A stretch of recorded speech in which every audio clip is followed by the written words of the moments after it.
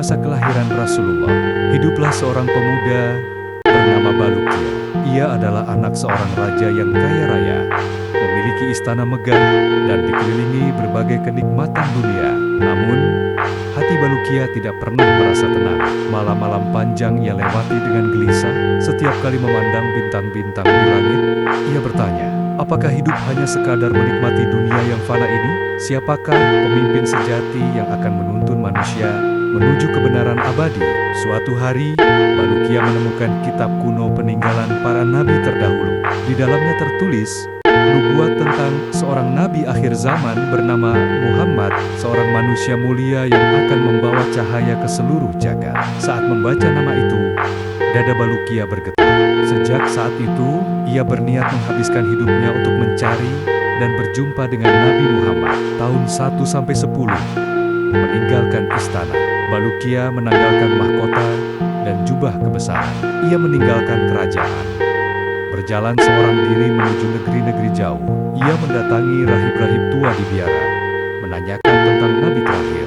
Ia berbincang dengan orang-orang Yahudi dan Nasrani yang masih menjaga kitab suci mereka, mencari petunjuk tentang Ahmad atau Muhammad. Setiap jawaban yang ia terima hanya menambah keyakinannya bahwa sosok itu benar-benar akan datang.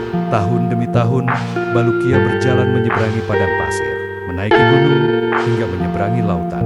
Namun, ia belum menemukan Nabi itu. Tahun 11-20, menjelajah negeri dan gunung. Pada dekade kedua, Balukia memperluas perjalanannya.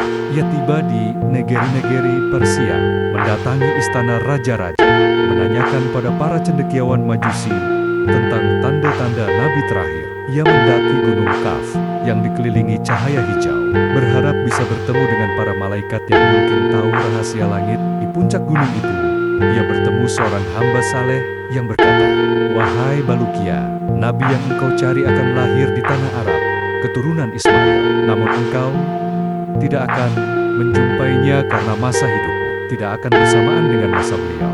Tapi pencarianmu akan membawa banyak hikmah." Meskipun demikian, Balukia tidak berhenti.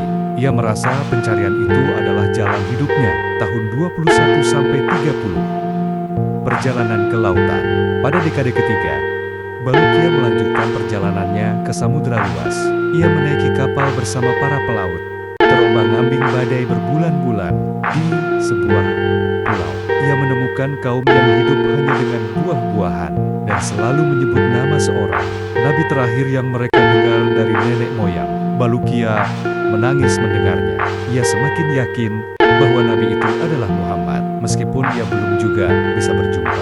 Dalam kesendiriannya di lautan, ia berdoa, "Ya Allah, meski aku tak berjumpa dengan kekasihmu, janganlah engkau padamkan api rindu ini dari dadaku." Tahun 31-40, bertemu para malaikat. Perjalanan berikutnya membawa Balukia ke lembah-lembah yang asing. Dalam beberapa riwayat kisah hikayat, disebutkan bahwa Balukia dengan izin Allah bisa melihat sebagian malaikat yang menjaga bumi. Malaikat-malaikat itu berkata kepadanya, "Wahai manusia, engkau mencari Nabi Muhammad, ketahuilah, ia akan menjadi rahmat bagi seluruh alam, dan engkau termasuk orang yang dimuliakan Allah karena mencintainya meski tidak pernah berjumpa dengannya." Dekade ini penuh keajaiban.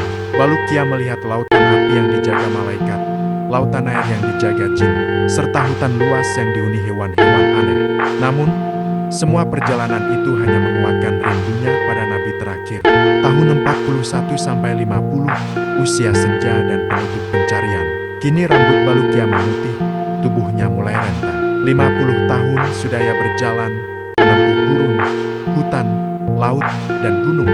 Ia kembali ke tanah Arab, negeri yang sejak awal disebut sebagai tempat lahirnya Nabi terakhir. Di sana ia mendengar kabar dari ahli kitab, Nabi terakhir akan lahir dari Bani Hashim, dari kota Makkah. Balukia bersujud syukur, meski ia tahu usianya tidak akan sampai pada masa Nabi Muhammad lahir. Hatinya dipenuhi ketenangan. Malam terakhir hidupnya, Balukia bermimpi melihat cahaya luar biasa.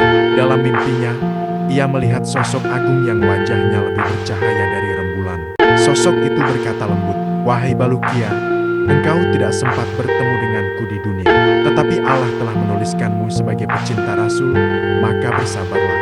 Kelak engkau akan bersamaku di akhirat." Air mata Balukia menetes.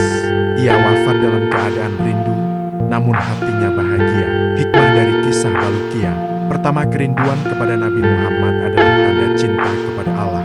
Kedua, meski tidak hidup sezaman, kecintaan sejati akan menghubungkan hati dengan Rasulullah. Ketiga, perjalanan hidup adalah ujian. Tujuan akhirnya bukan dunia, melainkan ridha Allah. Keempat, Balukia mengajarkan bahwa pencarian kebenaran memerlukan ketekunan, kesabaran, dan pengorbanan.